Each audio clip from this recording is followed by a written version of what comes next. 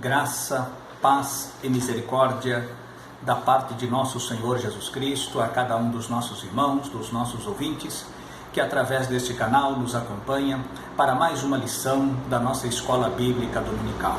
Estamos aqui para compartilharmos este ensinamento desta lição de número 2 do segundo trimestre dos adultos, cujo tema é a sublimidade das bênçãos espirituais em Cristo. E antes que adentremos no nosso comentário, já quero agradecer aos nossos irmãos pela sua participação e também quero pedi-los que ouça até o final e nós estaremos dividindo esta lição. A partir desta lição estaremos dividindo em 2 ou 3 partes, dependendo da lição e do assunto a ser tratado. Assim, quando os irmãos forem ouvir o seu vídeo, acompanhe pela ordem sequencial para que tenhamos uma boa compreensão e aproveitamento do ensino ministrado. Voltando aqui à nossa lição, na última semana nós aprendemos a introdução a respeito da carta de Paulo aos Éfesos e aos Efésios, e as suas implicações, as condições, as motivações e também em que foi escrita a carta. Hoje, o comentarista ele já traz uma lição profunda, trazendo já um ensinamento direto das coisas espirituais que serão tratadas nesta revista até o final do trimestre. Pois bem, a primeira lição já fala da sublimidade das bênçãos espirituais em Cristo Jesus. E o texto áureo, o texto base, o texto fundamento da nossa lição está no capítulo 1 e no versículo 3 da carta aos Efésios, que diz o seguinte: Bendito Deus e Pai de nosso Senhor Jesus Cristo, o qual nos abençoou com todas as bênçãos espirituais nos lugares celestiais em Cristo Jesus. E a verdade prática, que é o ensinamento prático desta verdade espiritual que leva para a nossa vida prática. Deus nos elegeu em Cristo antes da fundação do mundo, para que desfrutássemos das bênçãos espirituais. Meus amados, aqui já começa uma lição bastante interessante, um assunto bastante maravilhoso, porque nós já vamos aprender aqui o que Deus quer de mim, de você, o que Deus preparou para nós. O que Deus preparou para a sua igreja foi as mais copiosas e ricas bênçãos espirituais e não materiais. Então aqueles adeptos das bênçãos materiais se decepcionarão com esta carta aos Efésios, porque ela traz um ensinamento espiritual bastante profundo daquilo que nos aguarda na eternidade, quando lá chegarmos, e antecipou para nós aqui, enquanto estivermos aqui na terra, desfrutar de algumas bênçãos que o Senhor tem preparado para nós. O texto básico da nossa leitura em classe está na carta aos Efésios, capítulo 1, versículos 13 e 4 e dos versículos 9 até o versículo 14. Então aqui nós encontramos alguns pontos a ser comentado, a ser explorado no curso desta lição. Essa lição ela é dividida em três tópicos bastante interessantes, onde o primeiro traz a nova posição em Cristo, a nova posição do crente em Cristo Jesus. Após o seu encontro com Cristo, após a iluminação do Evangelho de Jesus Cristo em nossas mentes, em nossos corações, então alcançamos a redenção e somos mudados de posição. Também no outro tópico, no tópico 2, nós encontraremos uma vida cristocêntrica neste mundo, o viver neste mundo centrado em Cristo, uma vida cristocêntrica. E para fechar a lição de hoje, no tópico de número 3, nós encontraremos o Espírito Santo, penhor da nossa herança. Portanto, assuntos bastante interessantes, profundos e assuntos bastante espirituais para discorrermos, para comentarmos nesta lição. Aqui, meus amados, nós encontramos logo de início a nova posição em Cristo Jesus. Aqui, como já disse na lição anterior, a carta aos Colossenses, ela foi uma carta escrita da prisão, uma das epístolas da prisão, a exemplo de Éfeso. E segundo alguns estudiosos, entende que a carta aos Colossenses, ela fora escrita na mesma época desta carta aos Efésios. E o assunto é paralelo, os assuntos são idênticos, são parecidos. E são duas cartas parelhas, são duas cartas que trazem o mesmo, basicamente as mesmas profundidades espirituais. Apesar da carta aos Efésios ser mais extensa e mais profunda nos ensinamentos do que a epístola aos Colossenses. Mas lá aos Colossenses, logo no capítulo 1, nós vamos encontrar, e no versículo 14, salvo engano, Colossenses, capítulo 1, e o versículo 13, melhor dizendo, versículo 13, diz assim: Ele quem? Jesus, está falando de Jesus. Ele nos libertou do império das trevas e nos transportou para o reino do Filho do seu amor. Versículo 14, no qual temos a redenção, a remissão dos pecados. E ele segue aqui falando, o apóstolo Paulo, a respeito desse novo relacionamento do salvo em Cristo Jesus. Aqui nós encontramos que o Senhor Jesus, Paulo ensinando que o Senhor ele nos arrancou do império das trevas, do império das trevas. Quando nós vamos e nos transportou para o reino do Filho do seu amor. Então fomos arrancados do império das trevas e transportados para o reino do Filho de Deus, para o reino do nosso Senhor Jesus Cristo, o reino espiritual. Agora, cumpre-nos aqui a trazer aqui uma explicação, se bem que alguns cientistas políticos, alguém pode até questionar, dizendo, não é isso, não é bem assim, mas é bem isso que nós vamos falar. O império, quando falamos de um império, nós falamos de algo que é imposto, algo que é dominado à força, em outras palavras, o império ele governa e domina um povo que não é seu.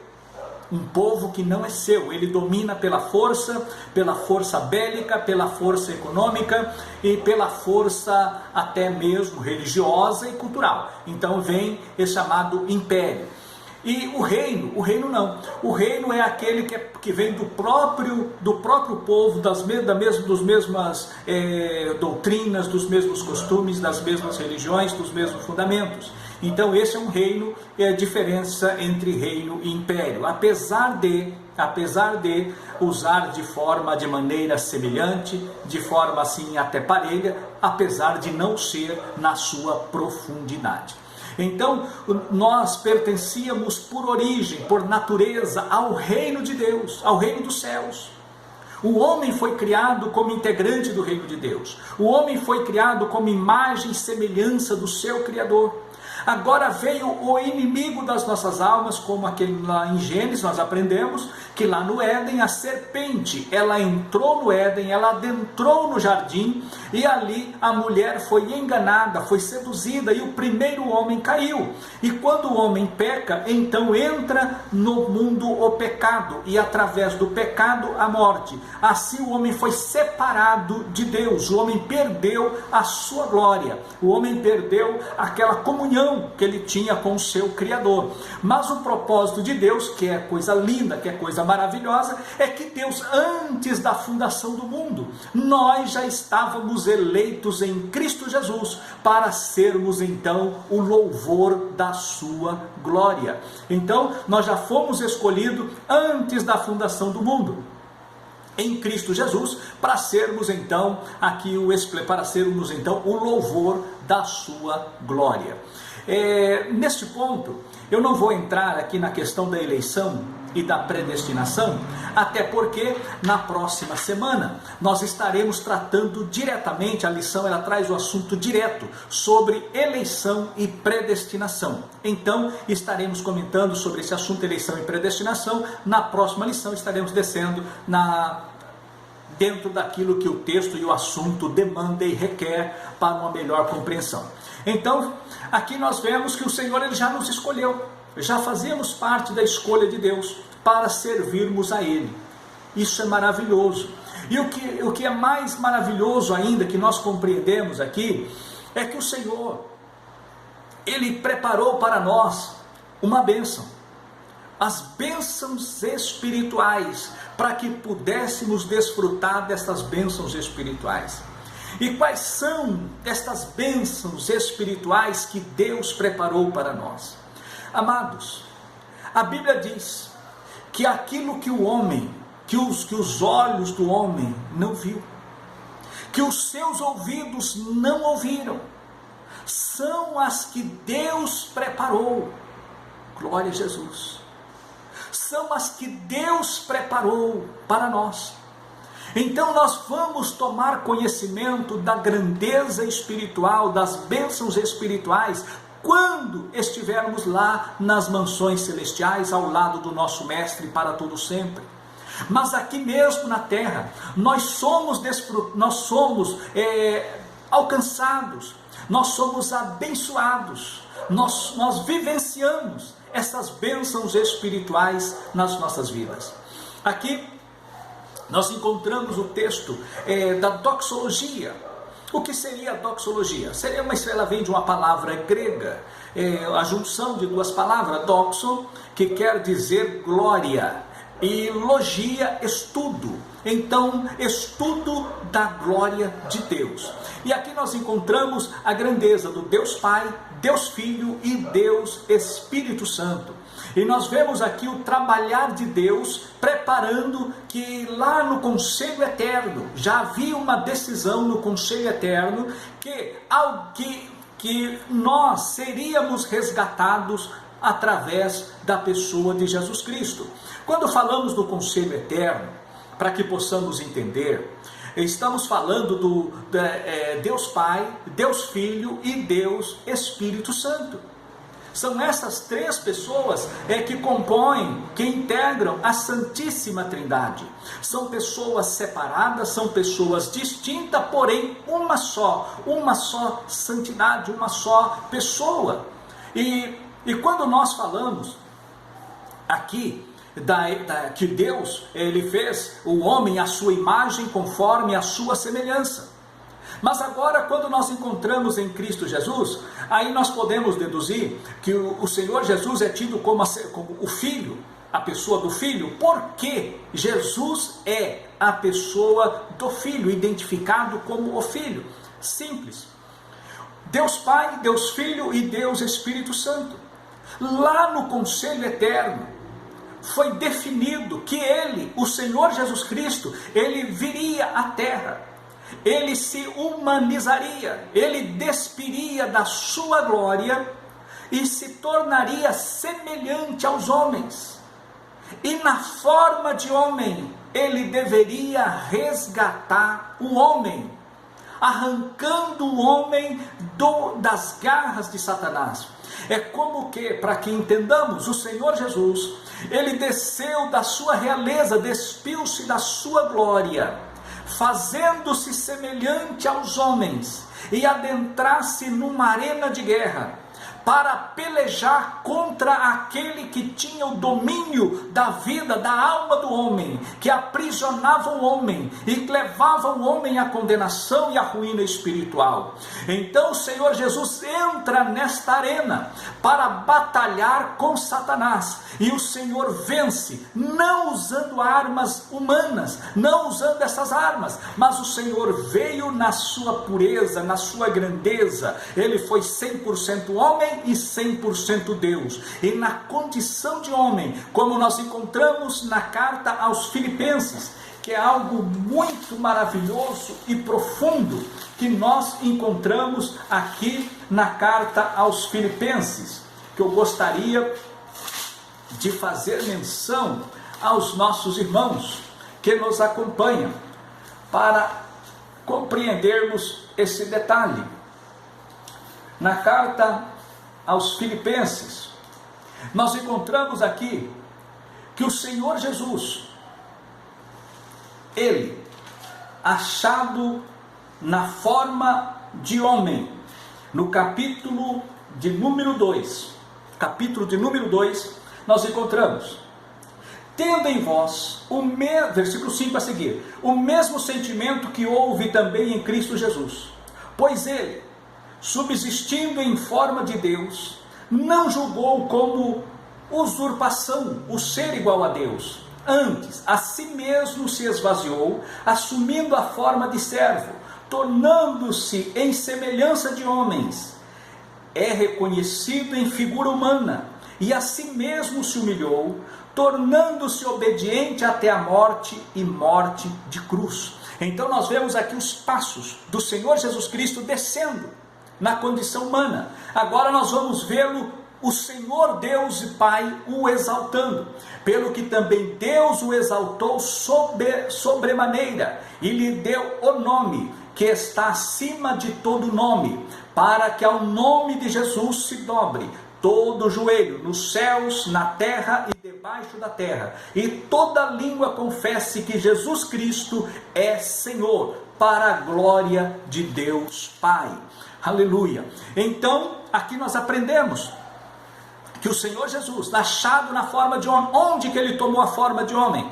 Quando ele veio, ele encarnou-se em Maria, lá no ventre de Maria. Quando o anjo fala com ela, ela diz, mas eu não conheço varão. Então ele diz, mas a virtude do Espírito Santo virá sobre ti, e se acharás e conceberás do Espírito Santo, e o santo que de ti há de nascer, será ele o remidor de todo o seu povo. Então, em Maria, estava cumprindo a profecia, a promessa que Deus fizera à primeira mulher lá no jardim do Éden. Quando Deus tira o homem do jardim, ele diz que da semente da mulher nasceria um que esmagaria a cabeça da serpente. Então a mensagem dita pelo anjo a Maria, dizendo, você, Maria, é a pessoa que o Deus eterno, que o Eterno escolheu para que de ti venha a nascer, venha humanizar-se o Filho dele, o Filho do Deus Altíssimo.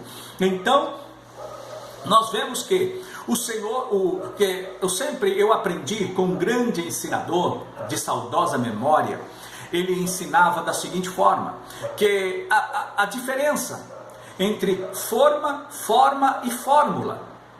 Então, nós vemos que a forma, ela dá uma forma. E o que compõe aquele objeto que tomou a forma da forma é a sua fórmula. Então, a diferença, às vezes, está na fórmula. Às vezes, os objetos parecidos têm a mesma forma, mas a fórmula é diferente. No caso, o ser humano, ele tem uma fórmula. Jesus, a fórmula é diferente, mas a forma foi o ventre de Maria, e no ventre de Maria ele recebeu a forma do ser humano, e nasceu como uma criança, um bebezinho. Ele cresceu, ele foi criança, ele foi um adolescente, ele foi um jovem, chegou à idade adulta, foi um trabalhador, completou o seu 30º aniversário. Então, com 30 anos, como diz a palavra de Deus, ele começa então o seu ministério sacerdotal, porque o sacerdote apenas iniciava o seu ministério sacerdotal aos 30 anos, e aos 30 anos Jesus então se apresenta para ali, quando João batizava nas águas do Rio Jordão, o Senhor se apresenta a ele é batizado por João, e então começa o seu ministério, que culminou na sua morte lá na cruz do Calvário. Então, lá na cruz, o Senhor Jesus, ele deu brado de vitória, tetelestai, está consumado, a obra foi consumada, a vitória foi garantida, o inimigo foi vencido, e nós alcançamos a redenção. Cumpriu-se então, aí quando João, na sua primeira carta, no capítulo 3 e no versículo 8, nós encontramos lá na última parte deste versículo, o apóstolo João, ele diz assim, para isto se manifestou o Filho de Deus, para desfazer as obras do diabo. As obras do diabo foi vencida, as obras foram vencidas, foram desfeitas, e nós ganhamos a bênção em Cristo Jesus, quando a ele decidimos por nosso Salvador.